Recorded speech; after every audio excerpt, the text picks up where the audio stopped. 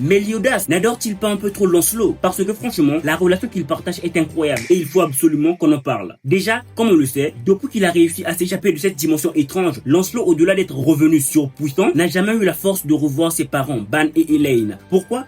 Parce qu'il s'était mis en tête de tenir la promesse faite à ses parents, revenir avec son maître Jericho à Benoïc. Sauf que Jericho, elle, avait rejoint les rangs d'Arthur. Ensuite, pendant l'arc lyonnaise, dans la bataille finale, on a vu un Méliodas encourageant directement Lancelot à affronter Arthur. Et ça montre bien une chose. Méliodas connaît la puissance de Lancelot. Il lui fait confiance, les yeux fermés. Car juste avant, il empêchait Tristan de combattre Arthur. Mais la suite, c'est encore plus parlant. Quand les 4 cavaliers se réunissent enfin, Méliodas leur donne leur destination. Perceval, sa bande et Gawain, direction la forêt du roi des fées. Tristan et son peloton, l'ancien Camelot. Et Lancelot, Méliodas l'envoie à Benoïc, officiellement pour chercher le portail vers le royaume éternel. Mais en réalité, c'était juste une excuse pour qu'il puisse revoir ses parents. Et là, réaction immédiate de Lancelot. Il refuse. Il demande même à changer de destination parce qu'il le sait. Pour lui, la promesse n'est pas encore accomplie. Mais Méliodas insiste. Il lui fait comprendre qu'il a déjà accompli la moitié de cette promesse en retrouvant simplement Jericho, confirmant aussi que cette dernière a bel et bien rejoint Camelot. Et il finit par lui demander au moins d'aller rassurer ses parents. Et c'est là qu'on capte un détail énorme. Derrière son apparence enjouée et tout, pervers, Méliodas s'inquiète énormément pour Lancelot. Pas pour sa puissance, mais pour son état psychologique. Parce que malgré ses airs de guerrier invincible, Lancelot n'était qu'un gamin de 16 ans à ce moment-là.